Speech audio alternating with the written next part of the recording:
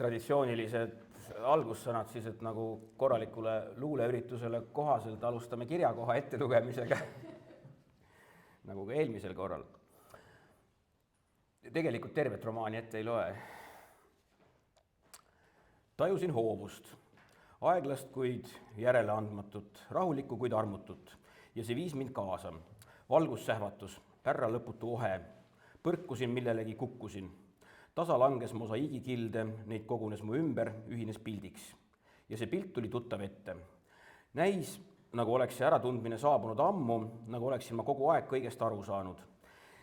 Siis oli pilt koos ja ma hoomasin selle terviklikkust, seda otse kui ajatust vaatekohast. No muidugi, neid mosaiigikilde sai asetada üksteise järele otse kui doominokive ja see polnud üldse raske. See siia, see sinna, too tänna.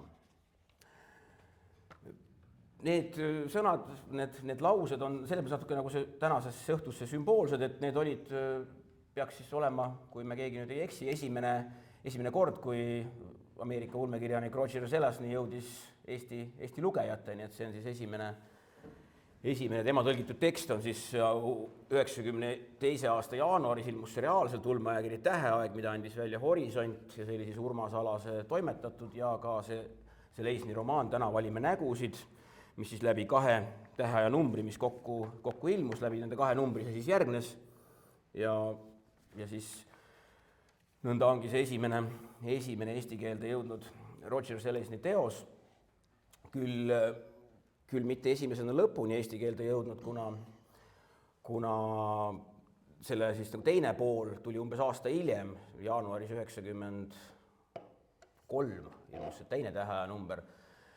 Ja vahepeal 92. aasta suvel oli kirjastuses Kateriine jõudnud ilmuda, aga Juhan Haabihti tõlkes siis Roger Zelazny ka üks tuntud romaan Needuste allee. Ehk et see nagu sai enne täiskujul Eesti lugejateni, kui siis sai lõpuni see Täna valime nägusid. Ma ei tea, kui palju siin nüüd on ulmefänne, kes seda tollest hallist ajast mäletavad või kes juba siis neid lugesid, noh, ma natuke tean küll, kes siin tollest ajast on, aga eks ole juba tol ajal need lugejad tõenäoliselt nagu märkasid, isegi kui nad ei olnud just kirjanikult ridagi lugenud võõrkeeles ja inglise ega vene keeles, märkasid, kui erinevad need 2 teksti on, et justkui olekski peaaegu nagu sama inimese kirjutatud. Ehk et selline väga vastuoluline see kirjanik, kellest me täna räägime, Roger Zelazny oli. Jah, et kes nüüd tuli siia plaaniga, et ta saab kuulda just nagu väga põhjalikult sellest täna esitletavast raamatust Surnute saar või see tänasele üritusele põhjuse andnud raamatust, siis seda tegelikult väga ei juhtu, et see raamat ongi siin rohkem selline põhjus, lihtsalt selline konks, mille külge me riputame kogu Roger Zelazny loomingu ja siis püüame sellest siin rääkida nii hästi või halvasti, kui see meil välja tuleb, sest et noh, ka meie saime sellest tänasest üritusest teada üleeile. Aga pole hullu, et eks on paremgi juhtunud. Et see tänane plaan siis umbes säärane on, et me siin Indrekuga natuke nagu vestleme ja muljetame kirjanikust ja püüame tast aru saada.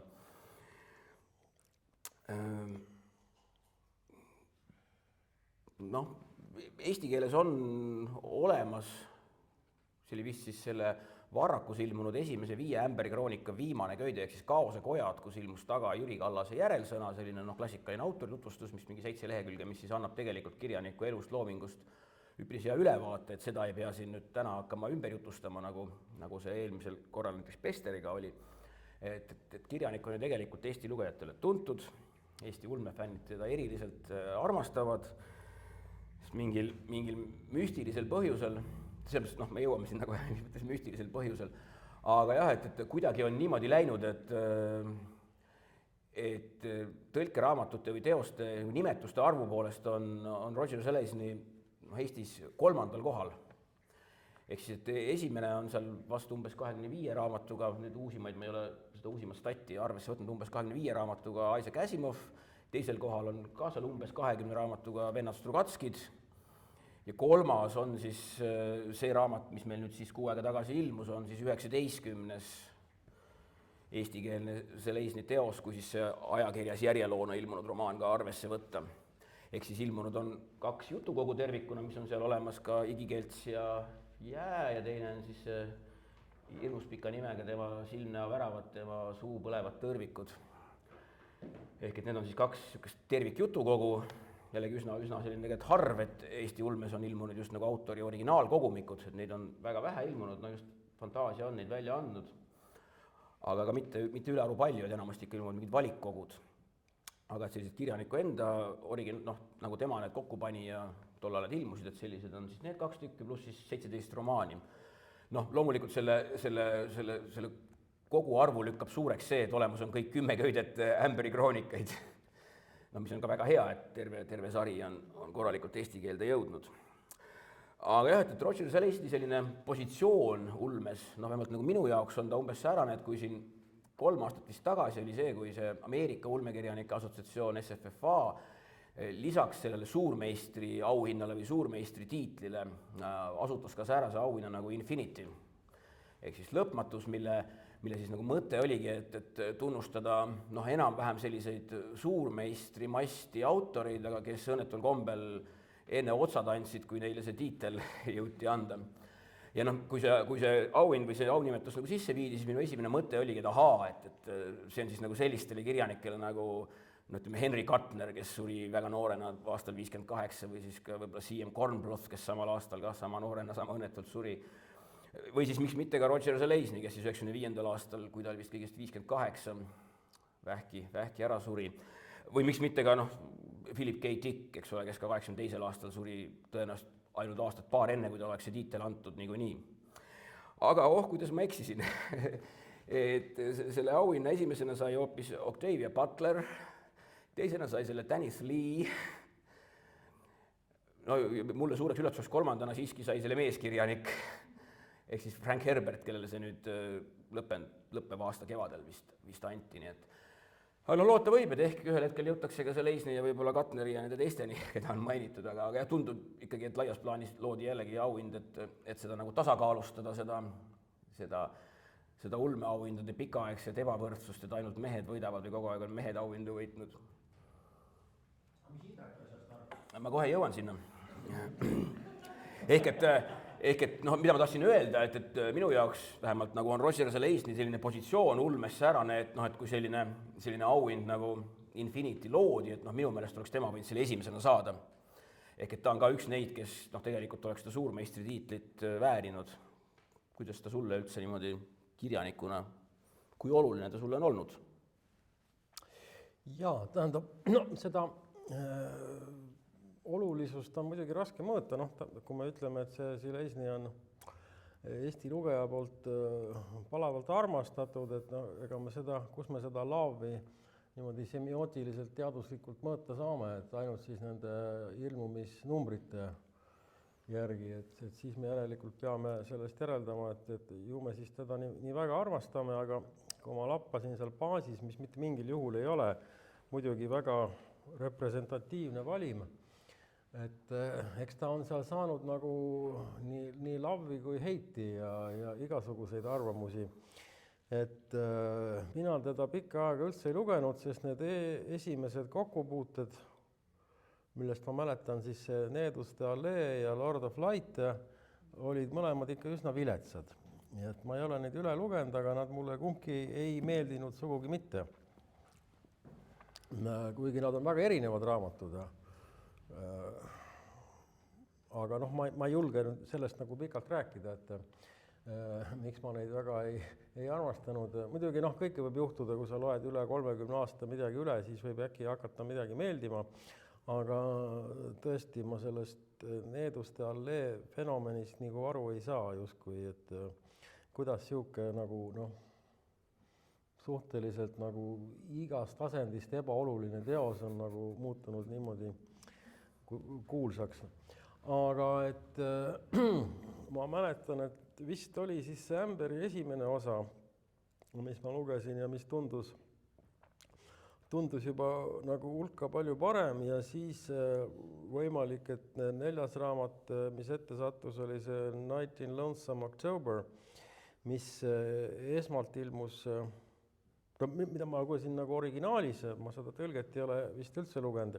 Ja see nagu oli nagu uskumatult hea, et nagu ei tundunudki sama autor, aga eks ta oli kirjutanud sellega tükk maad hiljem, et mina kangekaelselt usun erinevalt paljudest teistest, mina usun, et kirjanik nagu võib areneda ja hea kirjanik nagu arenebki.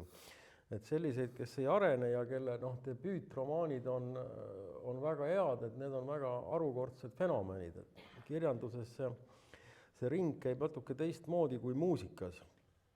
Et muusikas võib tulla mingi bänd kokku, kes teeb esimese albumi, mis on tõesti nagu värske ja mõnus ja hea ja nad ei peagi enam kuhugi arenema ja edaspidi teevadki ainult mingid Rattle and Hamme ja ei saagi paremaks, et see esimene album jääb nende tervet saatust valitsema, et kirjanduses õnneks on nagu teistmoodi ja mis see Needus Dalle oli tal ka ju kas mingi teine või kolmas? 5-6 romaan see oli jah, seal 60 lõpp ilmunud ehk kuskil, ma ei tea, kas siin originaal on, aga jah, kusagil siis ilmus. 69 ma pakuks peast umbes. Aga sa konkreetne küsimus oli, et oli ebakonkreetne üldse, kui oluline kirjanik ta sinu jaoks üldse on, võrreldes teiste su lemmik ulmekirjanikega, keda võib ka 10 tükki olla või 20 tükki, ma ei tea, eks ole. Tähendab, ei ma jah, ilmselt jäin teda siis nagu lugema niimoodi rohkem nii palju, kui teda kätte sai, et ega see kätte saamine on ju ka keeruline mõnikord. Ja tal oli oma meetod kindlasti Železnil. Kuidas ta nagu raamatuid tegi ja selle meetodi ülesotsimine ja niisugune uurimine võib-olla on raske öelda, aga või liiga palju öelda, aga just nagu selle meetodi selline markeerimine tundus nagu huvitav. Et kuidas ta, millest ta nagu neid asju kokku paneb ja mis on tema selline igapäevatehnika, et kuidas ta sellesse romaani kirjutamisesse suhtub ja millest ta lähtub. Et neid tehnikaid ja lähenemisviise ja metoodikaid on ju väga erinevaid, et mõni alustab 10 lehekülge looduskirjeldusega näiteks, et Železni ei teinud seda vist kunagi. Et tal sellised meeleolu ja atmosfääri markeerimisi esineb kohati, aga pikki kirjelduseid ta ei sallinud ja mingisuguseid pikki taustaloenguid samuti mitte tal ei ole, et ta lõi väga palju erinevaid maailmu, aga neid maailmu ta andis edasi napilt ja jättis üsna palju lugejale endale välja nuputamiseks. Sa ütlesid siin nüüd nii palju asju, et siin on nüüd tõukuda nii mitmest teemast. Et mõneti tegelikult just tema karjäär nagu räägib sellele sinu lootusele, et kirjanik areneb ja läheb aastatega ja aastakümnetega paremaks, et see räägib tegelikult selles mõttes nagu vastu, et Železni, eks ole, ju tuli ulmesse sellise nagu täieliku supernova plahvatusena või sellise nagu imelapsena seal, et neid on üksikuid veel, kes on umbes sama kõva pauguga sisenenud ulmeskeenele, et ma kohe ütlengi, et kes ei tea, et siis hästi lühidalt taustaks, eks ole, et Roger Železni on siis nende suurte ulmekirjanike, ütleme siis selline teine põlvkond, kes siis, mitte see kuldajastu põlvkond, kus on need Asimovid, Clarkid, Heinleinid, kõik need Pesterid, eks ole, vaid et siis on see teine põlvkond, kellega tuleb 60ndate alguses uus laine, ehk siis see literatuurne vormiga mängiv laine ja sellisel üsna kummaliselt sümboolsel kombel juhtus nõnda, et need Ameerika ulme suure laine, 300 suurt kuju, seal on suurkujusid on veel, aga 3 neist juhtumisi debüteerisid samas ajakirjas järjest 3 kuul. 62 aasta, vist siis august, äkki ma siin võin kuudega eksida, aga pakun, et augustis debüteeris jutuga Železni, siis umbes septembris tuli samas ajakirjas Ursula Le Guini esimene jutt ja oktoobris Thomas Tisch, tema on meil vähe tuntud, ta on neist kõige vähem selline puhtalt ulmeline, kõige rohkem selline vormieksperimentide või nagu selline literatuurse mängumees.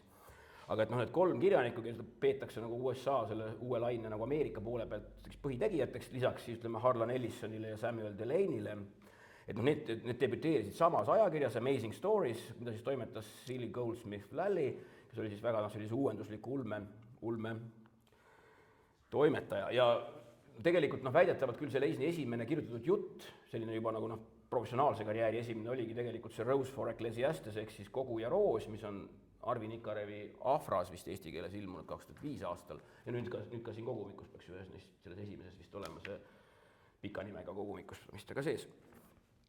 Aga seda ta esimesena ei avaldanud, esimesena ilmus üks ebaolulisem lühem lugu, aga siis kohe järgmisel aastal juba tuleb see Kogu ja roos, mis kandideerib ka Hugo auhinnale ja juba siis seal 62 lõpus ta debüteerib ja juba 65, kui tema debüütromaan, romaani pealkiri oli This Immortal, ajakirjas teise pealkirjaga See surematu, see võidab juba järgmisel aastal aasta parima romaanina Hugo auhinna, jagades seda auhinda Frank Herberti Düüniga. Surematu on väga õhuke romaan, Düün on niisugune tellis, eks ole, ja neid peeti nagu võrdselt heaks tol aastal ja see Leisni seal nagu järgnevatel aastatel võidab ka Nebula mingi romaaniga, teise või kolmanda romaaniga ja siis võidab veel juttudega auhindu, ehk siis ta tuleb tõeliselt sellise nagu plahvatusena ja tema esimesed tekstid kohe pälvivad sellise fännide ja kolleegide poolt nagu auhindadega praktiliselt nagu niisuguse ülekülvamise. Ja mitte ainult sealsamas koduses Ameerikas, vaid ka tema tõlked Prantsusmaal, see romaan ongi vist Prantsuse ulmeauhinna Prix Apollo võitnud, et ka nagu tõlked hakkavad auhindu võitma, et just et ta on nagu kirjanik, kes tegelikult kohe alguses on nagu mingis mõttes valmis. Et tal on nii palju ideid, ta pulbitseb ta erinevaid maailmu ja kõiki asju, et selles mõttes ta nagu natuke ei räägi selle sinu lootuse. Sellega ma ei väida, et tema see hilislooming kuidagi oleks vähem väärtuslik, aga ta tuleb juba alguses kohe säärase aplombiga, et lihtsalt ta on juba nagu alguses valmis. Aga kus ta õppis seda siis nagu seda? Vot see on hea küsimus, sest tema taust on ju selline, just nagu tavaline niisugune, et ta ülikoolis läks õppima psühholoogiat, aga esimesel aastal vahetab, kuna see psühholoogia selles konkreetses ta on pärit Ohio osariigist, sealt sündinud Clevelandi eestlinnas, Euclid, kui me tõlgiksime kohanimesid, siis oleks linnake nimega Euclides ja see on kohe seal Erie järve lõunakaldal, niisugune väike, tänapäeval on ta vist juba täiesti Clevelandi sisse kasvanud, aga siis ta oli niisugune veel, see Leisni kasvas kodus, kus oli veel selline ka mets oli nagu nende selle talu taga ja selline linnaäärne ala ja humanitaarsete huvidega, et kooli ajal toimetas koolilehte ja kirjutas sinna jutte ja luuletusi, see on tegelikult üks huvitav teema küll, millest me väga rääkida vist ei oska, keegi oleks see Leisni luule, sest me pole seda kumbki lugenud, keegi pole seda ilmselt lugenud, aga ta ise alguses soovis luuletajaks saada. Sest umbes 5 aastal enne oma seda ulmedebüüti, see 52. poolel, ta igale poole saadab ja avaldab oma luuletusi ja ikka mõned kirjandusajakirjad avaldavad, aga siis, kui ta lõpuks sellega vist 59 mingisuguse suure konkursi sellest nagu kaotab, et ta ei võida seda, et siis ta loobub sellest, sest ta nagu saab aru, et tema tegelikult ta nagu lapsest saati on olnud niisugune kindel teadmine, et ma tahan tulevikus olla vabakutseline kirjanik, et kui ma suureks saan, siis ma hakkan kirjanikuks. Ta hakkab mingi 10-aastasena kingib talle isa esimese kirjutusmasina ja siis ta hakkab seal jutte kirjutama ja koolilehes igal pool ka avaldab sellised amatöörväljaannetes, aga neid ei loeta selleks nagu ametlikuks debüüdiks, eks ole.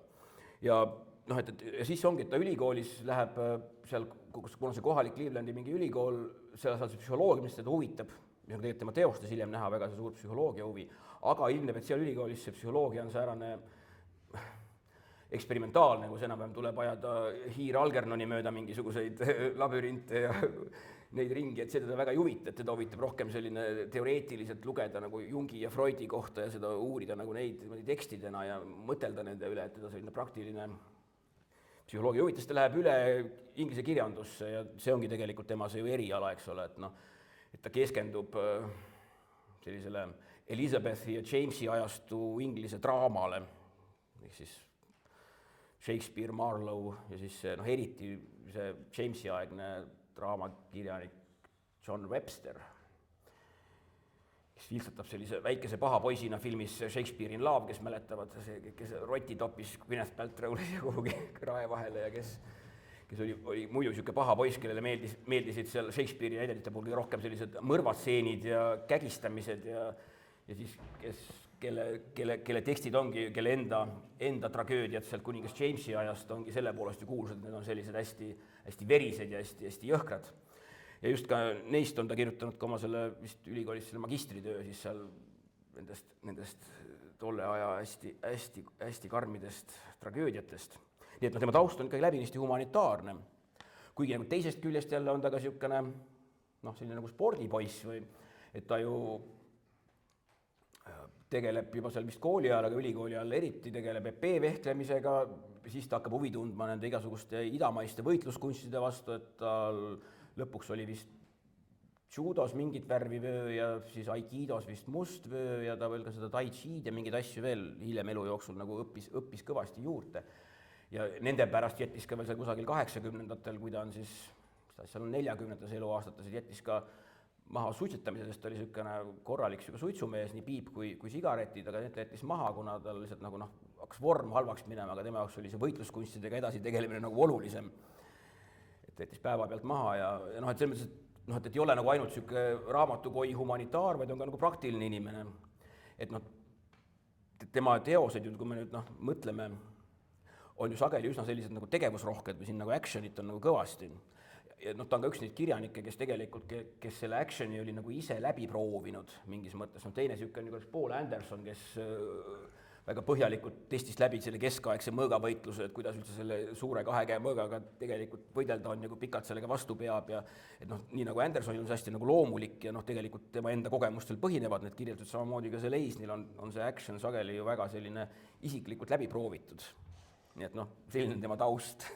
Jah, ei, see on selline ohtlik tee, et seda noh, ütleme jah, mulle õnneks see ei ole väga meelde jäänud selle Eisnist, aga kui sa nüüd ütled, et siis tuleb meelde, et tal mingid momendid seal on, aga vähemalt ta suutis seda siis nagu kontrollida, nii-öelda hoida või ennast distsiplineerida, et ta ei hakanud seda käsivõitluse tehnikat seal nüüd nagu liialt kirjeldama, sest mis võib olla veel kurnavam lugemine, kuidas keegi oma kätt või mõõka liigutab ja mismoodi ta õhus selles mingi vuh teeb või et noh, on mõned, kes on kirjanikud, kes on ka läbi proovinud igasuguseid neid taaskehastamisi ja kannud seljas igasuguseid rauaskolakaid ja nad ei suuda sellest nagu, peavad selle kõik siis nagu teksti valama, et oma kogemust edasi anda, aga see tavaliselt nagu ei mõju kõige hästi.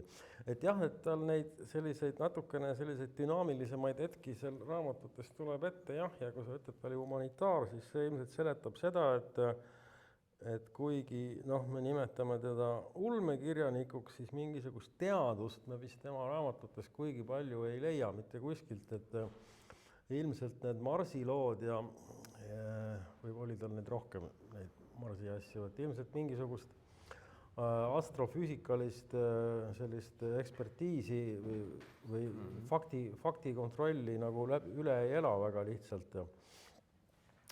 Üks oli tal mingi päris hea Marsist mingi lühiromaan vist. See ongi see Ecclesiastes, see Rõus, kogu Eroos peaks olema minu mõelest Marsi lugu, eks ole. Et noh, ta suutis nagu selle teaduse, mis võib-olla jah, iseloomustab siis enne tema põlvkonna ulmet nagu kõige rohkem, et selle ta suutis sealt välja rookida ja kõik tema igasugused leiutised ja või noh, ütleme atribuutika, mida tegelased kasutavad, et nad võivad küll pealt näha natukene tehnika moodi välja näha, aga olemuslikult on nad ikkagi nagu fantasy'st rohkem.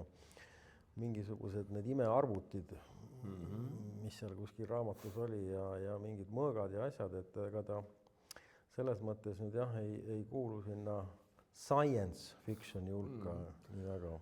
Noh, ta ongi ju see, eks ole, see uue laine mees, ehk siis need nii-öelda pehmed teadused, noh, tema pool ongi see psühholoogia eelkõige ja noh, ta siis tarvitab ka hästi palju just kirjandusteadusest, võtab just kogu see mütoloogia, kuhu me varsti jah, et ega Silverbergil ei ole ka ju väga palju teadust ja tal on rohkem sellised mõtteeksperimendid ja aga noh, Silverbergi ja Eisni see kangelastüüp või peategelastüüp on muidugi jah, täiesti erinevad.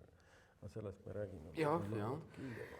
Et noh, eks ole, see Eisni Silverberg on sisuliselt eakaaslased, eks ole, Silverberg 35 sündinud, see Eisni 37, et noh, kuigi debüüt oli Silverbergil umbes 10 aastat varem, noh, ta tuleb 50ndate esimesel poolel, see Eisni 60ndate esimesel poolel, aga noh, muidu peaaegu eakaaslased ja väga head sõbrad ka muidu.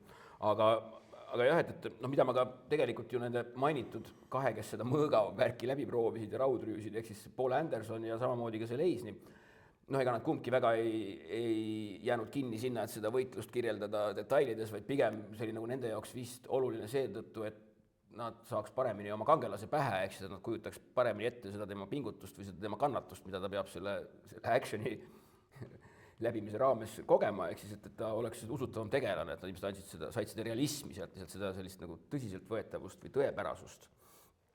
Aga jah, et sa siin juba seda tema sellist peateost, et see Ämberi kroonikad 10 köidet, eks ole, et see jaguneb 2 5-köiteliseks osaks, et esimene osa on siis nagu Corwini pentaloogia, teine osa on siis tema poja Merlini pentaloogia, aga kokku on ta ikkagi üks tervik, õnneks kõik eesti keeles olemas, esimesed 5 siis Varrakus ilmunud, teised 5 Fantaasias, kõik 10 on tõlkinud Juhan Haabit, kes on siis Eesti kõige suurem Seleisni tõlkija, aga mis on selles mõttes ju nagu just huvitav, et ma nüüd jäin mõtlema, et tegelikult ju Ämberi kroonikad on ju just selline dialoogikeskne. Et seal ei ole väga palju sellist otsest mingid löömingu või madinastseene, et just need parimad osad, siin võib mõni inimene vastu vaielda, aga minu jaoks nagu sari läheb tõeliselt käima 3. raamatust, ehk siis esimene on niisugune, juhatab nagu teema sisse, paneb doominokivid või siis kaardid lauale, teine on siis see Avaloni udu, mitte Avaloni udud, vaid Avaloni relvad või Avaloni püssid või kuidas ta eesti keeles on siis selline kergelt nagu fantasy seiklus ja 3. osast siis, mis on see, nagu omal ajal öeldi, see raamatute torbikuga kits, ehk siis ükssarviku märk, 3. osa selles sarjas on siis selline esimene, kus minu jaoks läheb see Ämber nagu korralikult käima, kus on see, tegelikult mitte midagi nagu ei toimu. Tegelased käivad lihtsalt üle koridori ühest toast teise, 3. tuppa ja vestlevad umbes 2 või 3 kaupa omavahel, et selline on peaaegu nagu selline eebiooper. Ja nagu mitte midagi ei toimu, aga kuivõrd nagu briljantne romaan see on, see on paljude ulmefännide meelest, et on see nagu sarja kõrghetk peaaegu, kus nagu lihtsalt mitte midagi tehes suudab kirjanik nagu seda põnevust kasvatada sellega, et ta paneb tegelased vestlema, rääkima sellest, mis on varem toimunud. Sest ju sellise üsna klassikalise sellise Seleisni nagu võttena on ju, algab ju see Ämberi kroonikat nõnda, et nagu peategelane ei tea mitte midagi. Ta ärkab mälukaotusega kuskil haiglas ja see on ju väga tüüpiline motiiv Seleisnile, et tema tegelased selle romaani alguses on umbes sama suures hämmingus nagu lugejadki, sest visatakse mõlemad mingisse kohta, ka lugejad ei saa mingit tausta, asi hakkab käima. Ja nagu siis tuleb hiljem välja, sageli ka nende tegelastega, eks ole, on manipuleeritud, neid on petetud, nad tegutsevad kellegi teise huvides hoopis, ilma et nad ise arugi saaksid. Ja siis alles nagu Ämberi 3. raamat, see ükssarviku märk, ongi siis nagu see, mis tegelikult paneb nagu, loob nagu sellel malelaual või dominolaual või mis iganes laual lõpuks mingi selguse. Aga edasi ka 4. raamat, Oberoni käsi ja 5. siis Kaose kojad ja minu meelest ka need nagu jätkavad üsna sellises samas nagu tubateatri formaadis, et nagu vestlusena, nagu teatritendus. Et lihtsalt tegelased laval räägivad.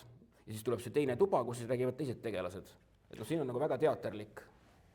Jaa, ei tal juba selles Avalonis oli seda dialoogi päris palju ja isegi see Lord of Light on ju, seal on lehekülgede 5 üks lühikest dialoogi. See lühike dialoog, jah, võib-olla selline teatripärane dialoog on kahtlemata üks Seleisni käekirja tunnusjooni, et ta julges lasta tegelastel palju rääkida ja lühikeste lausetega, siis kui ta tahtis. Kui ma olen paari seda Ämberi lugu, ärge tehke järgi seda, et tähendab paari Ämberi lugu kuulanud, tähendab siis romaani, mis ta ise sisse luges, tähendab siuksed audioraamatud kunagi liikusid, siis algselt ilmselt kassettidena,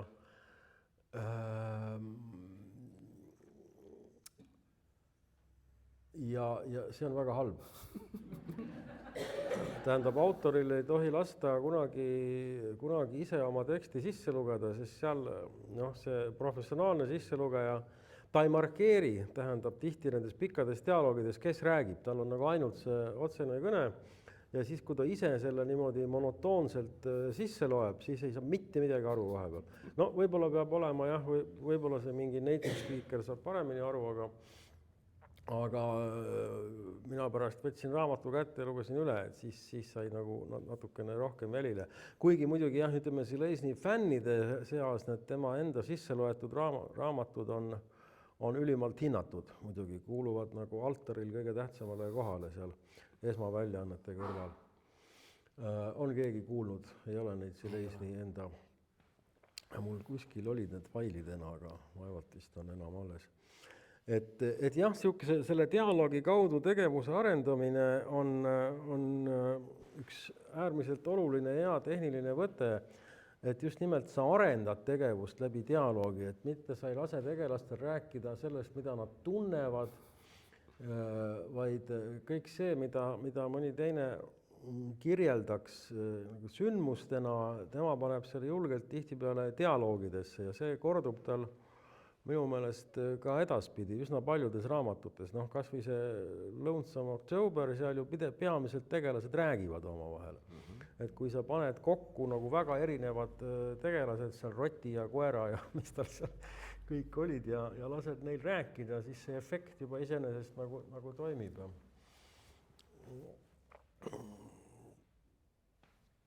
Et jah, et kes kohe ei mäleta, et siis see Üksildane oktoobriöö eesti keeles, et see on siis selline romaan, mille tegevus toimub nagu kuu aja jooksul enne Halloweeni või kuni Halloweenini, ehk siis oktoobrikuu jooksul ja siis ta selline nagu päeviku moodi, et nagu iga päev on üks nagu selline sissekanne ja see nagu seda siis jutustab Rapi ja Jacki koer, eks ole, on siis peategelane seal, kes siis nagu suhtleb selle erinevate teiste tegelastega.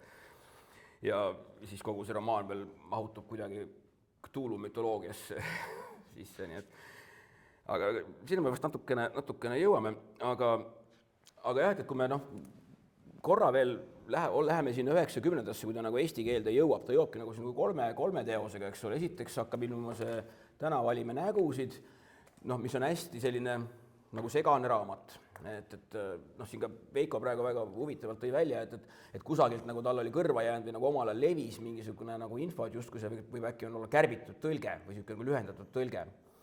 Aga tegelikult ta minu meelest ei ole seda, ta on seda sellepärast, jääb niisugune mulje, et see raamat on nagu hästi selline nagu ülesehitatud sellises hakitud vormis ja pluss ka veel see, et kui see Leisni selle valmis kirjutas, selle viis kirjastusse, siis toimetaja tollal noor toimetaja David G. Hartwell, millest hiljem sai suur tellisantoloogiate koostaja, Years Best sarjade koostaja, David Hartwell ütles talle, kes tollal oli niisugune uue laine värk oli moes, 72. aastal kusagil ütles talle, et tead, et lammutame selle tükkideks ja paneme teistpidi kokku, et paneme ta kokku segaselt, et teeme tast sellise uue laineliku asja, et tõstame alguse kuhugi keskele ja keskkoha lõppu ja nii edasi. Ja sellepärast on tagi segane, et ju omal ajal ka tegelikult oli nõnda, et kui hiljem ka ütlesid mitmed arvustajad, et kui ei oleks teise osa alguses olnud seda Urmas Alase kokkuvõtet, et mis on esimeses pooles toimunud, siis ei oleks üldse millestki aru saanud, millest see romaan räägib. Aga Alas nagu sai üsna hästi aru ja tegi sellest üsna hea nagu summari, et mis on juhtunud selles esimeses pooles. Sest siin tõesti nagu on mingid pildid, mingid stseenid, justkui tegutseb mingi mafiooso, kes on kusagilt ellu äratatud nagu meie 20. sajandi mafiooso kusagilt tulevikus, kes peab kellegi tapma. Inimkond enam tollal tappa nagu ei suuda, et nad on nii heaks kõik eugeenitud või millega tehtud ja siis seda vana mafioosot on vaja kedagi tapma. Aga teda jälle petetakse, et tema see ülesanne tegelikult on midagi hoopis muud või mingi muu tagamõttega, siis järsku kaob ta ära, on hoopis mingi veel kaugema tuleviku, mingi suur tulevikumaja, mille harud on eri planeetidel, kus tegutsevad mingid erinevad kloonid. Niisugune nagu pööraselt segane värk, aga kuidagi hästi lahe, et kõik see käib nii kiiresti ja see läheb. Ja siin on hästi palju sellist ikkagi nagu kaugtuleviku butafooriat ju või sellist nagu kosmoseooperi, hästi klaustrofoobne lugu, toimub nagu ühes majas, ühes tulevikumajas. Ja siis lõpus päris viimane osa siis nagu paneb need doominotükid nagu korralikult kokku, et kus me saame siis teada, mis tegelikult, kuidas selline algne kirjaniku alguskoht, toimetaja lõppu panna keskis. Ehk et selliseid vormimänge teeb tegelikult nagu pidevalt ju oma romaanidega, aga ongi, et mida ma tahan praegu öelda, et see tekst jättis nagu mulje täiesti üht tüüpi kirjanikust, kes nagu ajab sellist hästi keerulist mingit kaugtulevikku, mingit asja ja siis tuleb, eks ole, Needuste allee, mis ka parimal juhul mõjub ikka üsna sellise primitiivse sellise ühe mingi mootorratturi või ühe päti, see Hell Tanner, see peategelane on lihtsalt põhimõtteliselt üks pätt, ühe päti mingi rännakuna siis Ameerika ühelt rannikult teisele vist oli see, kuidas ta läbi selle USA postapokalüptilise maastiku rändas. Nii lühikese raamatuga. Ma ei mäleta, kas ta lõpuni jõudis või ta sai vist enne lõppu. Või ta läks lõpuks kaduma või sai surma või tema see mingi monument kuhugi püstitati, aga ja ta hiljem kuses sinna peale. Ja see on nagu hoopis nagu teist tüüpi inimene, kes on selle kirjutanud, et pole nagu üldse seda tüüpi jutust, seda tüüpi nagu lause või seda tüüpi stiil on niisugune nagu mingi pätiromantika või selline nagu mingi motokirjandus. ja siis tuleb, eks ole, kolmandana tuleb 97 aastal siis Jüri Kallase valikuna välja antud siis Elmataris Valguse isand, mida loetakse, noh, kui üldse saab ühte romaani lugeda, siis see on ka üks neist nagu selle Eisni peateose kandidaatidest tegelikult ikkagi, noh, ka Hugo auhind, Nebula nominatsiooni, mingeid välisauhindu ka. Ja see on ju jälle selline hästi, hästi keeruline raamat. Et noh, siin meil lugeja lüüakse alguses kohe oimetuks selle meeletu India panteoni ja India religiooni kõigi jumaluste ja abijumaluste ja terminitega, ja siis nagu tasapisi me hakkame aru saama, et see kõik on lihtsalt mingisugune butafooria, mingi sellise tähelaeva meeskond, kes on kuskil kaugtulevikus siis mingise planeedile jõudnud ja siis lihtsalt see tähelaeva meeskond on ennast kuidagi nagu mingiteks India panteoni jumalusteks, eks ole, moodustanud. See on Buddha lugu, millele on tõmmatud umbes Star Warsi käetakse. No just. Jah, see peategelane Sam, eks ole, noh, ta ongi ta vahepeal siin ka kehastubki selleks nagu budaks. Selleks. No või ta ongi seda, jah. Aga noh, jällegi, et lugu, kus nii-öelda kirjanik ühest küljest nagu uputab meid nii üle selle ühe konkreetse religiooni või mütoloogia, eks ole, sellise terminite, nimede ja sellega, ja samas ta seal nagu all pakub ikkagi mingit sellist, nagu võiks öelda sellise kosmoseulme või kaugtuleviku planeediulme, mingit nagu võimuvõitlust.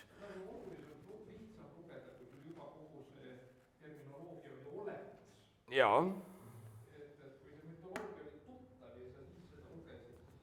Aga noh, kogemata juhtumisi minul ei olnud igasugused brahmanid ja atmanid ja kõik need kiivad ja kes seal olid, ei olnud nagu väga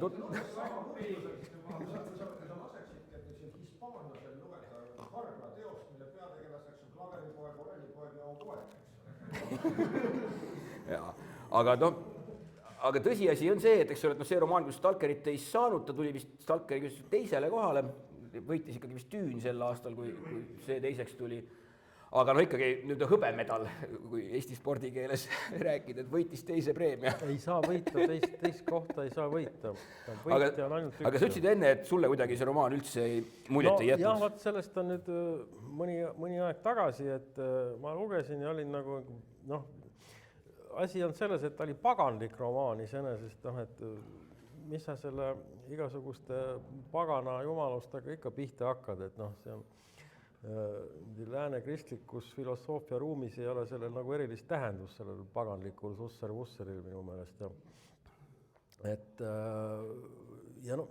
Jah, võib-olla sul peab olema mingisugune eelsoodumus või mingi etnoloogiline huvi pagana kultuuride vastu, et minul ei ole lihtsalt.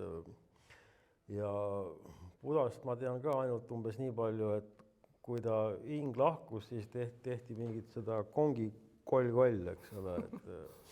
Ja sellepärast nad teevad seal siiamaani seda vist, midagi sihukest. Aga võib-olla see oli ka see aeg, eks ole, kui Ameerikas üliõpilased sõitsid Liibanoni, üürisid seal bussi, sõitsid Liibanonist kuhugi Teherani, pahvisid seal tee peal igasugust kõike, mis sealt kätte saada oli, pahvida ja keegi neid ei puutunud ja kõik oligi sihuke ilus ja tore ja need igasugused pagana usu tegelased olid Ameerikas populaarsed, et võib-olla siis ta nagu langes niimoodi viljakale pinnasele see romaan.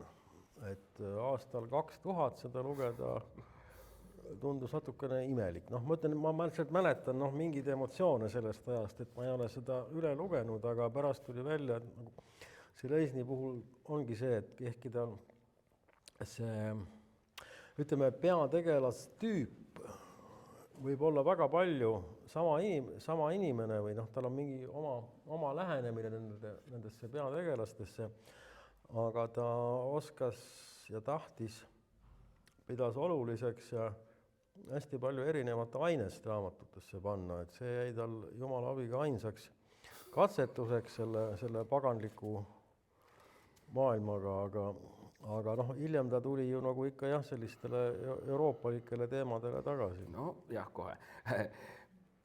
Kui ma ütlesin nagu ajaloolist tausta, et see on 67 ilmunud raamat, eks ole, et tegelikult siin 70-ndatel ka näiteks Tartus ülikoolis Linnart Mäll hakkab tegema seda orientaalseltsi asja ja just nagu hakkavad ka ilmuma kõigepealt levima need nende Samistatina kirjutusmasinal trükituna kõik need, mis hiljem ka Mälliga tõlgituna nagu välja anti raamatukaante vahel, kõik need India religioossed või mütoloogia tekstid, eks ole, mida mina ei ole kunagi eriti lugenud, nii et seega mõtlen, minu jaoks on see ka niisugune pagana usk, võõras valdkond. Paraku ei ole ta see Leisni loomingus selles mõttes mitte ju ainukene, et ka veel päris eluõhtul romaan, mida ta ise lõpetada ei jõudnud, mille siis tema viimane elukaaslane lõpetas, ehk siis Lord Demon. Mina pole seda lugeda jõudnud, ma tunnistan, see alles siin ju eelmine aasta ilmus või kunagi niimoodi. Aga siin peaks olema ka vist mingisugune kas Hiina või Jaapani religioon on siin taustaks Hiina, eks ole, jah, et tal seda kaugeid ida asju on veel. Hiinas ei ole mingit religiooni. No ma ei tea, mis konfutsianism seal taga on või mis seal see teemaks on. Aga et ta ütleme sinna Aasiasse ta läheb veel mõnes teoses. Ja Jaapanit on tal tegelikult vist ka nendes juttudes äkki see teise kogumiku paar lugu või midagi. Ja mingi samurai, mingid mõõgad tal kuskil olid, jah. Just kui mäletan mingid intervjuud, kus ta rääkis selle kohta niimoodi, et ta valis need puhtalt sellepärast, et saada nagu taustalugu, et ei peaks hakkama otsast kirjutama, vaid pakub inimestele näkku mingi asja, mis on juba kellegi teise poolt aastatuhandel korra valmis kirjutatud, et põhimõtteliselt fan fiction. Jah, aga ega kunagi ei maksa uskuda, mida kirjanikud enda raamatute kohta ütlevad, et see tihti peale ei...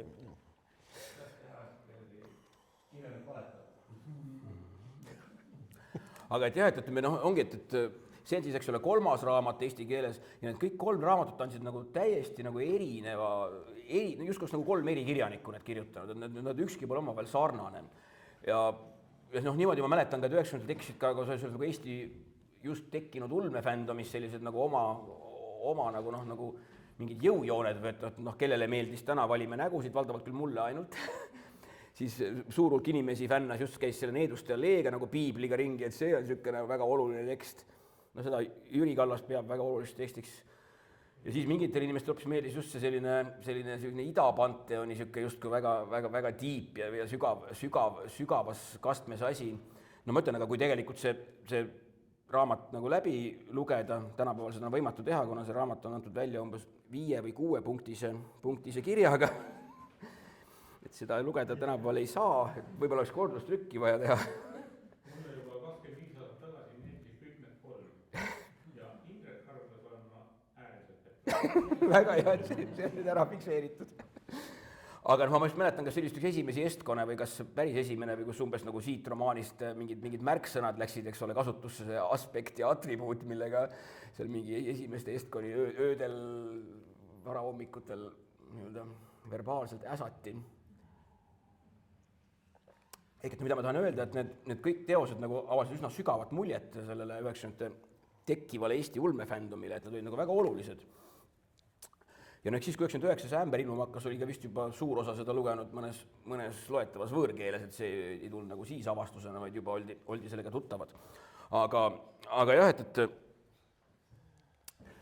et päris alguses sa nagu ütlesid, et me ei tea, kuidas seda mõõta, seda kirjaniku populaarsust, seda, et teda Eesti lugeja nii armastab. No lisaks selle nimetuste arvule, seda saab ka mõõta ju veel, näiteks ka auhindadega just. Ja stalkereid on, eks ole, seal Eesnil 4, mis on üsna kõva sõna tõlkekirjaniku kohta, et 2 ongi romaanide eest, siis esimene Ämber võitis ja võitis ka Üksildan oktoobriöö. Ja siis 2 tükki peaks olema, siis üks on selle kogumiku ja teine selle ühe jutu eest, siis selle pika nimega kogumik tema, ma ei peegeldab, ma ei näe, aga The Doors of his face, the lamps of his mouth. Ehk et isegi nagu 23 aastal vist ilmus see kogumik, et isegi 20 aastat hiljem nagu kirjanik endiselt on nagu stalkeri kõlbulik, ehk ta nagu jätkuvalt läheb lugejatele korda, samamoodi nagu ta läks siis seal sajandivahetuse aastatel. Et stalkerid on ka üks niisugune mõõdik kindlasti, millega saab teda mõõta. Ja ma mäletan, et tegelikult ka see Oktoobriöö on niisugune romaan, mis siis 2002 võidab Stalker, eks 2001 ilmub, mis ka nagu natuke tekitab selliseid vastakaid, et enamik inimesi seda fännavad. Näiteks jällegi mina sellest väga aru ei saanud või kuidagi jäi nagu kaugeks. Ja sees olid just need eriti kehvad Keihan Wilsoni joonistused, mis olid sellised mustvalged, sellised. Ja ei ega kirjandus ongi siuke, et kui ega ei pea aru saama, et meeldiks, et selles mõttes ma ei mäleta, kas mina saaksin öelda, et ma sain aru sellest Oktoobriööst, et mis selle mõte oli, et sellel nagu ei olnudki mingit mõtet. Et seal ei tehtud mingisugust teaduslikku avastust, ega vist ei avasta, nad seal mingit tulujumalust kutsusid välja või midagi siuksest. Ja et see ei olnud mingi cure for cancer või midagi sellist, mida nad seal avastasid või et aga ta oli huvitav, ta oli lahe. Et ega minu meelest ei peagi olema kõigel kunstil mingisugune tähendus või semiosfääris mingisugune selline paika pandud olemus, et kunst peab vastama nagu sellele, et siis on ta hea, et lihtsalt kui asi on nagu lahe lugeda ja kui see tekitab hea enesetunde, siis ta kindlasti on juba mingisuguse eesmärgi täitnud, et see arusaamine ja tõlgendamine, et see on juba hoopis teine teema. Ma tunnistan üles, et ma kirjutasin sellele raamatule lolli peaga järelsõna. Nii ei tohiks teha. Tähendab, Železny oli siis juba surnud, kuigi ta ja Varrak nagu lasi selle läbi ka, kuigi nad ei oleks tohtinud. Kaante vahele ei tohi lisada mingisugust muud teksti peale selle, mis autor on ise loonud. Kaane välisküljele, jah, palun, sinna võib nagu panna, aga see on ikkagi selle teksti muutmine, mingisugune tõlgendus. Ma ei mäleta, mis ma sinna kirjutasin küll, aga et mingisugune tõlgendus, ettepanek või mingi seletamis sihukene harjutus, mida tegelikult ei oleks pidanud. Siis mille poolest ma siis nüüd parem olen nagu kui see Roosi nimi, eks ole, eesti keeles, et ei olegi, et ma olen ise sama patune. Aga et kui keegi selle nagu ette võtab tänapäeval, siis ärge seda lugege igaks juhuks. Pagan, võtku, ma olin selle täiesti ära unustanud, sinu niisugune esseistlik järelsõna ja muidu ma oleks selle riiulist välja võtnud ja me oleks saanud siin seda ette lugeda, aga mul läks see täiesti meelest. Ja, ma oleks eitanud, ma oleks siis öelnud, et jah, et see on Varraku mingi oma looming, et ma ei tea midagi sellest. Aga jah, et kummaline ongi tegelikult niimoodi, et üldse kui selline nagu hardcore ulmefänn saab üldse öelda, et tal on mingid konkreetsed lemmikkirjanikud või 10 või 15 lemmikkirjanikku või niisugused olulisemad, keda sul on kas kodus rohkem või keda sa sagedamini üle loed. Et tegelikult ma ei saaks öelda, et see Železny kuuluks nende hulka, et ta ei ole minu selles mõttes lemmikkirjanik. Et meil kuidagi nii palju mingit niisugust ühist võnget kuidagi ei ole, et seda ma mingite teiste autoritega leian palju rohkem. Samas seesama Täna valime nägusid, see esimene romaan, ju puhtalt sellepärast, et see lihtsalt nagu taustsüsteemi ja ajahetke mõttes minu puhul langes sellisele täpselt õigele pinnasele, mingi lugeja vanuses 14-15 ja ulme lugemist, võib-olla lugemust vähe tausta. Et minu jaoks see raamat oli pikki aastakümneid ikkagi selliste nagu kõige rohkem lugemise hetkel nagu pahviks löönud või mõju avaldanud ulmeromaanide top 10. Ja võib-olla on seal siiamaani, sest see top 10 tegelikult väga ei muutugi, et see jääb enamasti nagu noorusaega või sellisesse nagu teise elukümnendisse, kus nagu sa loedki tekste, mis siin nagu vormivad. Aga ma selle kohta nagu tahangi ka küsida, et kas vaevalt, et sa kirjanikuna üldse saad seda väga niimoodi otseselt ühegi teise kirjaniku puhul nagu välja tuua, et kas Železny kuidagi siin, nagu, kuidas sa ise arvad, on ta siin nagu looja isikuna üldse mõjutanud või kas niimoodi temalt mingit nippe on olnud õppida või mingit laadi või? Raske on öelda, jah, ma ei tea, et põhimõtteliselt ma usun, et kõik, mida inimene loeb, et kõik see sinna kuhugi nagu ladestub ja millalgi sa võid seda kas siis tahtmatult või tahtlikult kasutada vähem või rohkem. Et kui sa hakkad, ma mõtlen näiteks sina või keegi teine, et kui sa hakkad kirjutama, et mingisugune eeskuju või mingisugune ettekujutus sellest valmis produktist sul ju nagu peas on ja see valmis produkt saab sinna tekkida ainult teiste raamatute lugemise mõjul, on ju nii? Just. Eks ole, et muusikat hakkab ka keegi tegema, sest talle mingisugune muusika on siis nagu tundunud oluline ja ta tahab teha midagi samalaadset, et Et selles mõttes ma usun, et võib-olla, aga noh, kirjanduses sa ei saa ju väga täpselt seda tehnikat järgi aimata, et selleks sa pead olema seesama inimene, kes on niimoodi kirjutanud, et mingisuguse meetodi või tehnilise sellise väikse spikri sa lood endale ilmselt igast raamatust, kui keegi mõtleb selle üle järele, et kuidas ta seda teeb. Seda vist Silverberg, oli see Stephen King, ei, ma arvan Silverberg vist. Või oli ikkagi, ei, ma ei mäleta. No, ükskõik aga. Keegi nagu ütles, et mis eristab kirjanikku sellest mittekirjanikust on see, et kui kirjanik midagi loeb ja talle see meeldib, siis ta mõtleb alati selle peale, et kuidas ta seda teeb. Et mis on selle kirjaniku tehnika, et miks mulle see asi meeldib. Ta nagu üritab seda siis niimoodi lahti mõtestada, ma ei ütle, et analüüsida, et kirjandust ei saa analüüsida päris. Aga et selline mõte ilmselt seal peas kuskil taga tiksub ja küllap on võib-olla see Leisni selline lühike dialoog ja hästi kiire samm, millega ta romaanides edeneb, mingil ajal võib-olla natukene kusagil mõjutanud koos teistega, aga see Leisni seda peategelast tüüpi ma ei usu, et ma seda oleksin nagu üritanud kunagi järele aimata või kasutada. Sest nii palju kui ma ise olen tegelenud siis selle viljatu tegevusega, ehk siis proovinud kirjaniku loomingut analüüsida, ehk siis seda siis nagu just kirjanik Hargla loomingu puhul natukene, et mina seal tegelikult ka kuidagi ei oska näha otseselt nagu Roger Zelazny mõjusid. Küll aga näiteks, see on täiesti suva näide, aga et mõned mõjud on nagu selgemalt näha, et näiteks Andrzej Sapkowski mingid mõjud on kuidagi nagu selgemad. Mis on siin nagu tähelepanuväärne, et näiteks seesama Sapkowski ise on ütelnud, et tema selline kirjanduslik isa on just Roger Zelazny. Et tema suur lemmik omal ajal ja ta oma arust õppis sealt hästi palju just Zelaznit lugedes. Ja?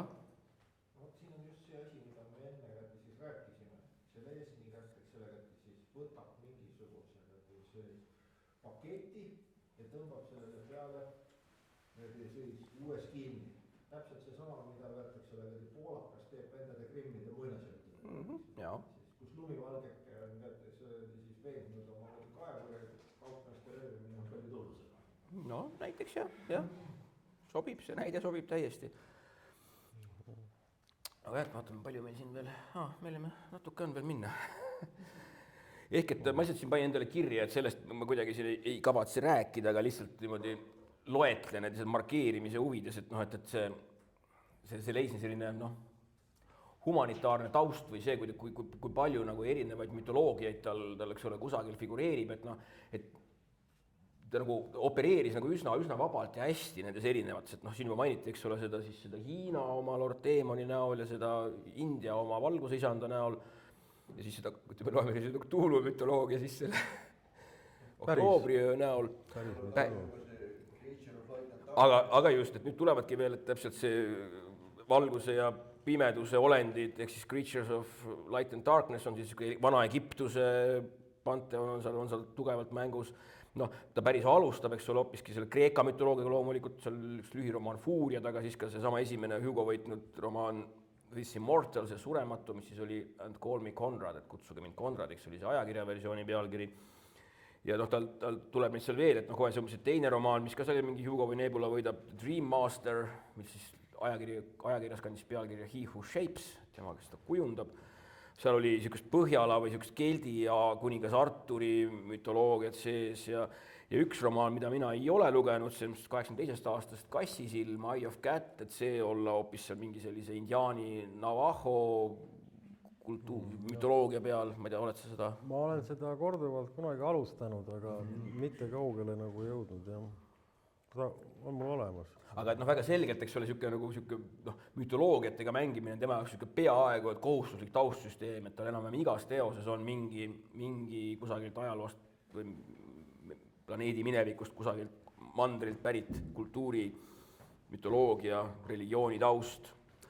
Aga selle lisaks, eks ole, jällegi nagu ka need esimesed romaanid ju kohe näitasid, et noh, ta võib olla selline hästi lihtne, selline otsene seiklus, noh nagu on see Needuste allee, ja ta võib olla niisugune jumal üldse ei saa aru, millest jutt käib, nagu Valguse isand alguses kohe ei saa aru, noh, lõpupoole hakkab tekkima, või siis selline nagu tahtlikult sassi aetud vormieksperiment, nagu on see Täna valime nägusid, ja see on tegelikult veel üsna lihtne vormieksperiment, et siin lihtsalt noh, ongi algne tekst on lõigatud nagu umbes 3 tükiks ja pandud vales järjekorras kokku. Aga ta tegelikult neid vormieksperimente on veel üpris palju. Et noh, näiteks siin on ka olemas niisugune romaan nagu Teemärgid siin eesreas. Et näiteks Teemärgid on selline romaan, kus peatükid kannavad, eks ole, üle ühe siis nimetusi 1 ja 2, 1 ja 2, 1 ja 2.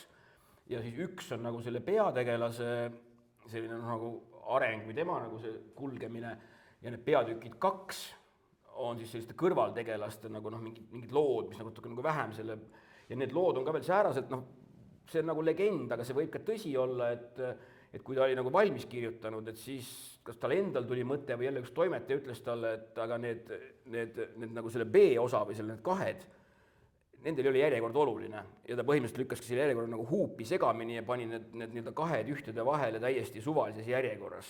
Et noh, selline puhas uue laine vormi eksperiment. Ja noh, samamoodi, eks ole, ka romaan, mis meil seal olemas on Uksed liivas, on ju jälle niisugune vormi eksperiment, kus nii-öelda iga peatükk algab nagu sellest kohast, kus peatükk lõpeb. Ehk et kõigepealt me saame nagu selle hetke või selle stseeni või selle momendi, kuhu selle peatüki süžee lõpuks välja jõuab, kuhu see kulgemine jõuab. Me saame kõigepealt selle kätte, noh, täiesti segane, millestki nagu aru ei saa ja siis me saame alles selle kuidas sinna jõutakse. Et sääraseid nagu trikke teeb ta nagu pidevalt oma loomingus, et ta sellise 60ndate, 70ndate laad, et tuli niisugust uue laine moodi nagu mängida kirjandusega, tuli tekstiga trikke teha. Ja noh, aga sinna vahele on tal selliseid väga nagu otseseid ja sirgeid seiklusjutte, eks ole, kus tegevus argneb A-st B-sse väga rahulikult, või noh, väga kiiresti, aga väga nagu selgelt. Et noh, säärane niisugune nagu huvitav autor, kes nagu pendeldab nii-öelda väga erinevate vormide vahel ja minu meelest on ka just selle pendelduse üks selline üpris nagu selge näide ju ka see, et ta tegelikult ju kirjanikuna alustab 60ndatel just selliste, proovib läbi igasugu erinevaid selliseid, ütleme ikkagi nagu selliseid science fiction keskkondi, et mingi tulevikumaja, mingi postapokalüptiline rattasõit, mingi planeet ja samas nagu karjääri nagu arenedes, kui ta hakkab vabakutseliseks, siis ta kuidagi nagu läheb rohkem sellisesse rahulikku fantasisse, et ta hakkab nagu rohkem rääkima sellist nagu lihtsamat lugu, et ta nagu enam ei proovi pidevalt nagu lugejat üllatada iga uue teosega, mingi vormiga või uue panteoniga. Kuidas see sulle tundub, et sa just, ma nagu aru saan, kui sulle meeldib see lõpuosa looming, just see Oktoobriöö ja... Jah, niimoodi on raske öelda, sest ma olen ikkagi jäänud nagu sellele veendumusele, et ta on ka portsuga üsna kehvasid ja ebaõnnestunud raamatuid, aga see vist ongi nagu tingitud sellest, tal vist ühel aastal ilmus 4 romaani vähemalt baasinumbritega, seal vist, ma mäletan, see oli 60 noorena alguses jah, ta tulistas kiiresti. Et eks see sama niisugune sündroom oli ka nende teiste tolleaegsete kirjanikega, kes veel nüüd päris šefid ei olnud, aga olid otsustanud hakata, nagu öeldakse, Agu Sihvkas kirjaniku okkalist, valinud kirjaniku okkalise elutee, eks ole, ja kuna seal kulkat ei ole Ameerikas ega muid asju, et siis lihtsalt jah, nii palju nagu sa jaksad kirjutada, nii palju sa müüd ja kogu aeg oli vaja neid lühikesi romaane peale vehkida. Ja seda nad vist kõik seal omal ajal nagu vehkisid ka, eks ole, et enne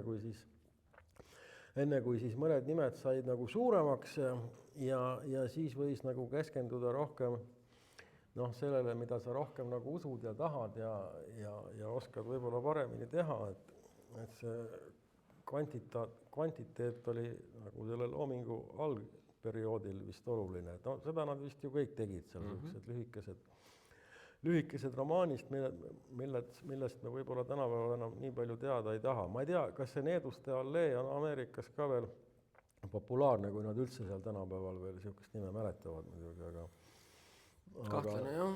Aga nende kõik need Silverbergi suurepärased 70 romaanid on unustatud jah, et neid ja tänapäeval on, mis seal on, eks ole, ainult siis mingid fantasy'd ja kindlatel teemadel science fiction või siis post-apo ja grimdark ja sellised asjad. Jah.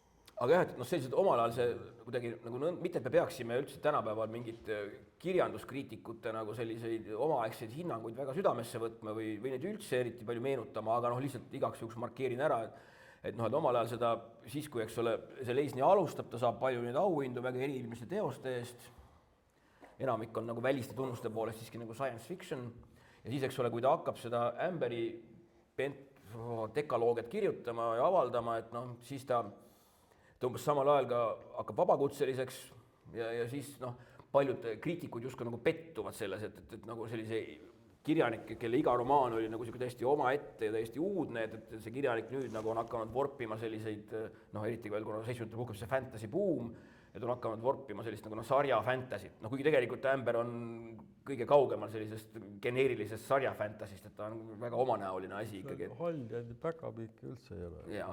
See on must album.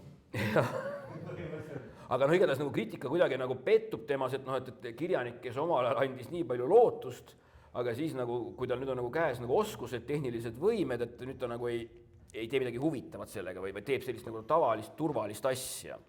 Et selline natuke oma 80. 90. alguse selline nagu hinnang talle. Just see, et autor, kes on andnud meile omal ajal nagu lubas nii palju, aga nagu ei toonud kohale lõpuks. See on see esimene pentaloogia tuleb järjest ja siis teine tuleb seal 10 aastat hiljem suht järjest ka niimoodi 4 aastaga, ütleme need 5 raamatut umbes mõlemal puhul.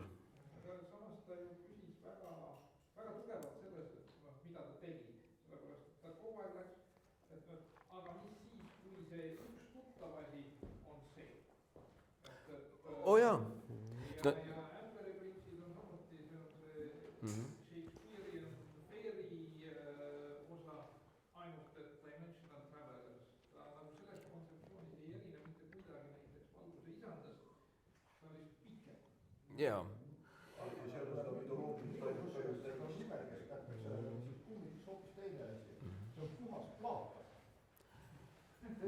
Platon käteks jälle siis, kus käteks siis kõik käteks jälle siis mis tahes kirjanduse põhikarakterid on nagu idee kujul ja heidavad varjusid siis kogu ülejäänud universumile.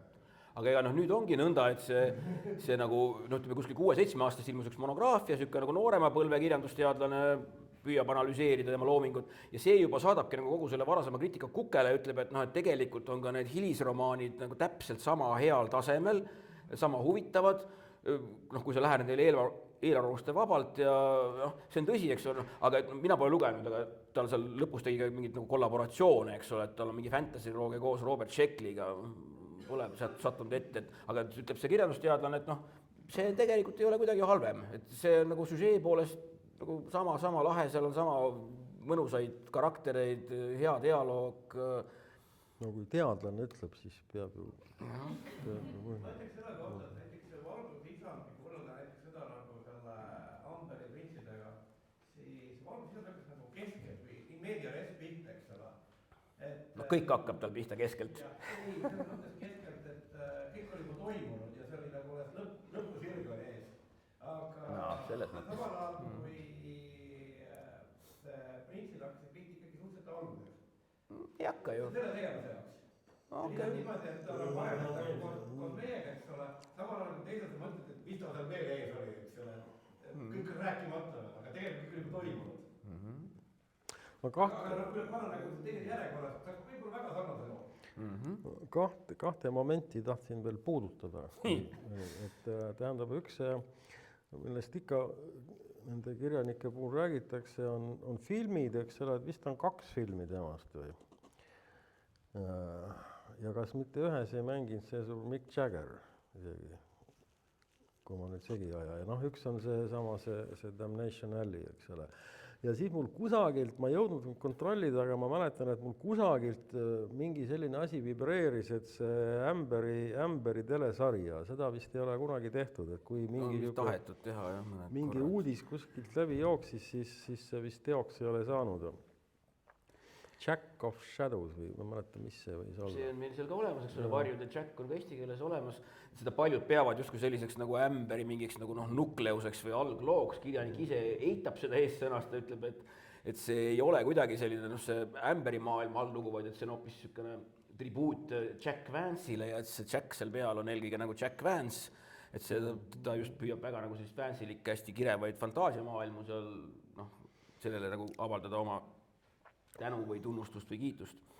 Ja teine asi, et kui me jõuame nüüd tagasi sinna algusesse, et selle eestlaste suure armastuse juurde, et Kreutzwald ja Železny, et siis üks mõte, ma juba eile mõtlesin selle peale, et miks ta siis nagu võiks olla, aga tähendab Železnile, ehkki ta ei olnud ju ise mitte kuidagi pidi, me ei saa vist teda panna ühtegi ühele nagu poolele või ämbrisse nii-öelda.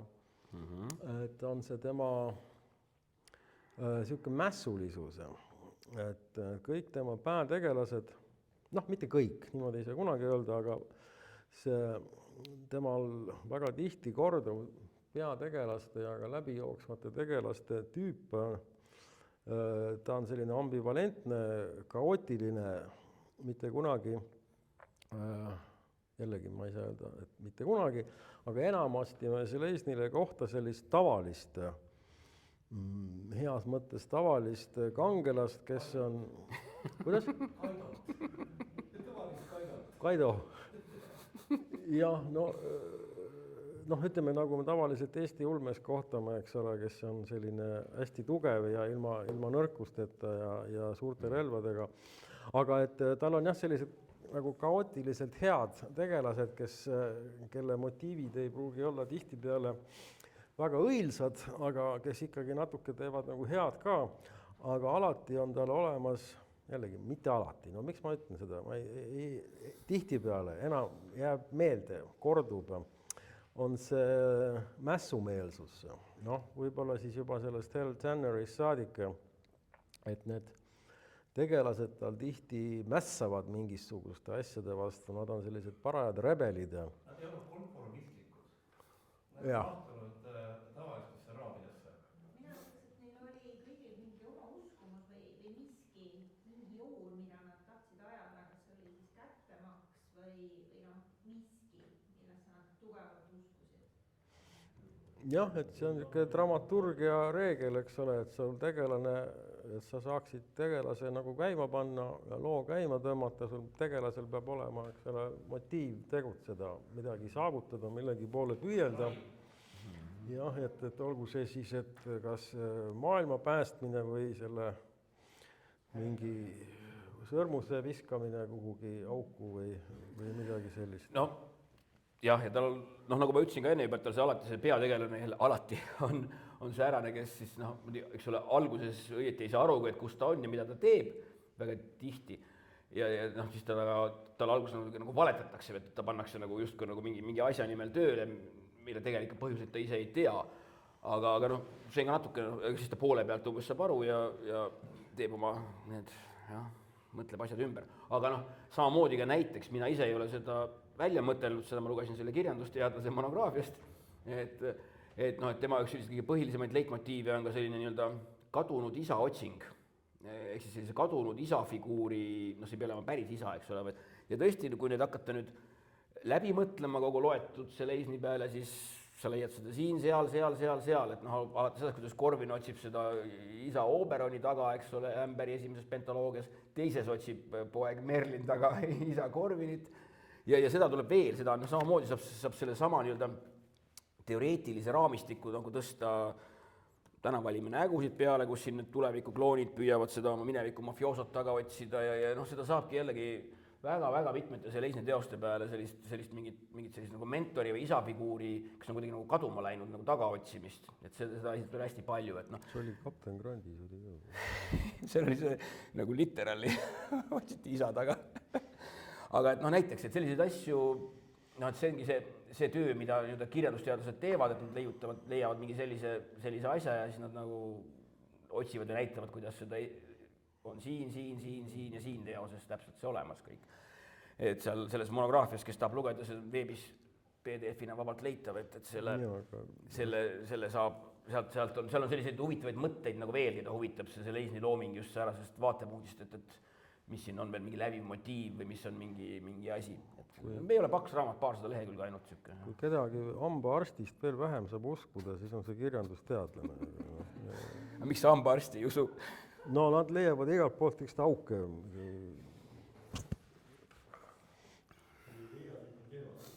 Okei, aga nagu te aru saate, me oleme läinud sujuvalt üle selle küsimuste-vastuste voorule, et ega me vist otsa midagi öelda rohkem.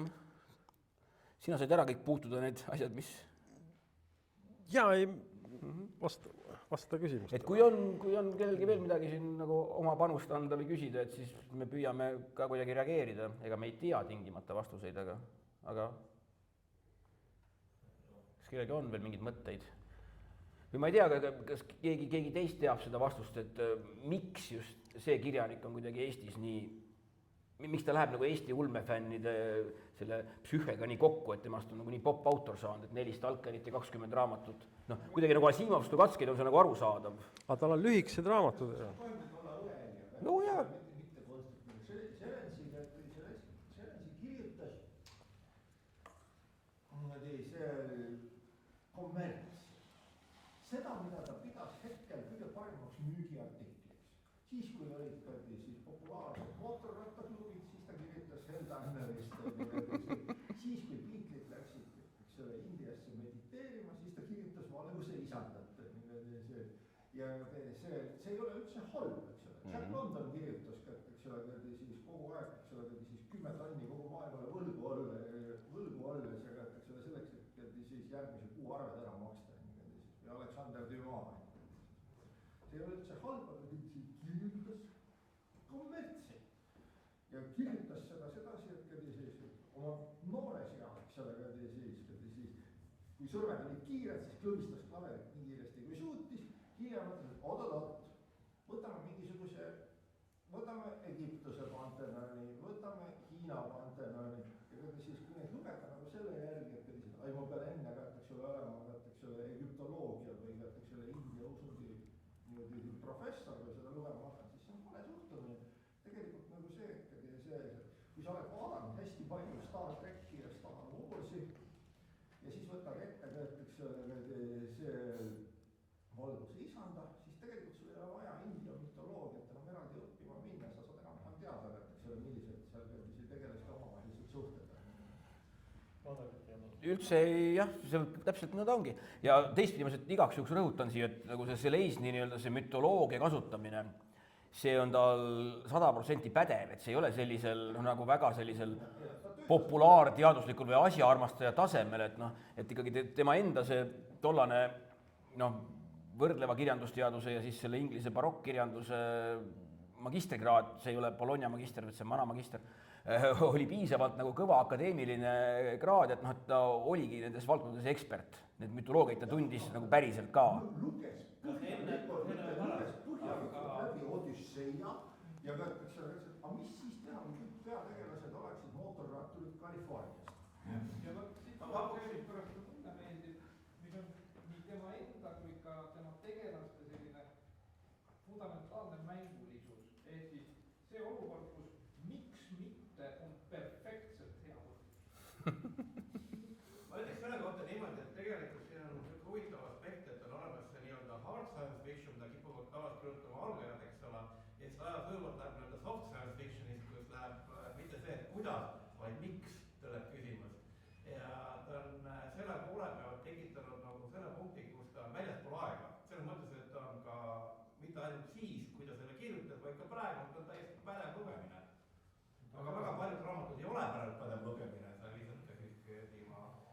ühiskondlikult, poliitiliselt, finantsiliselt, teaduslikult vaatevinklist on lihtsalt nagu täielik kelmas. Nii et vähemalt see enne Bolognat tasus ära.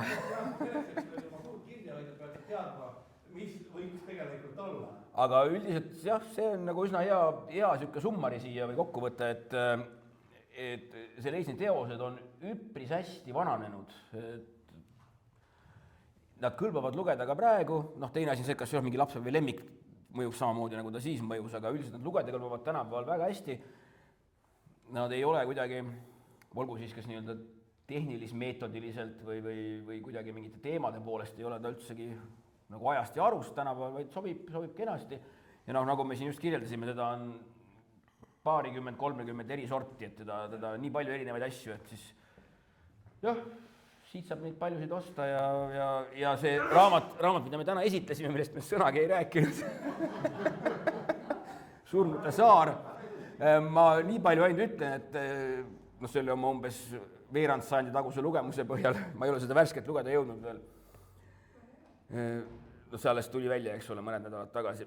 Et see on üks neid nii-öelda selles mõttes nagu lihtsama žüžeega, et siin vormieksperimente otseselt nii väga vist ei ole, et see on sellisem nagu algusest lõpuni žüžee rohkem, et vormieksperiment on just see Uksed liivas, see on eelmine selle sarja, see Leisni ja seal need mõned muud veel.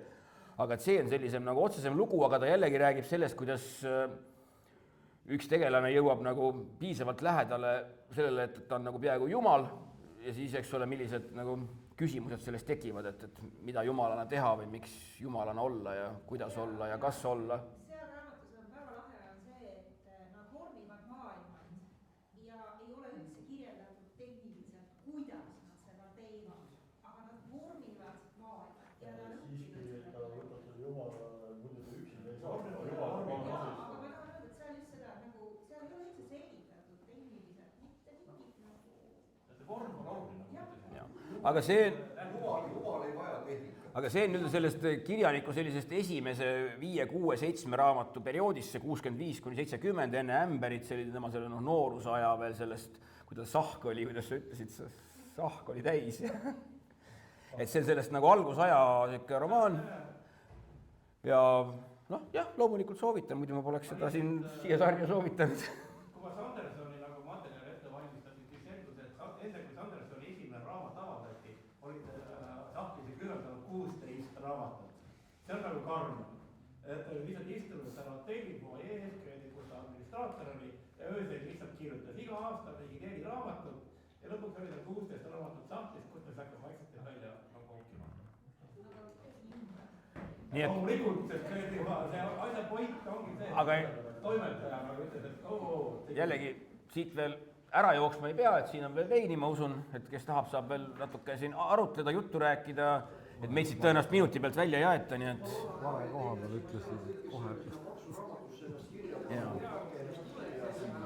Aga igatahes meie täname. Ja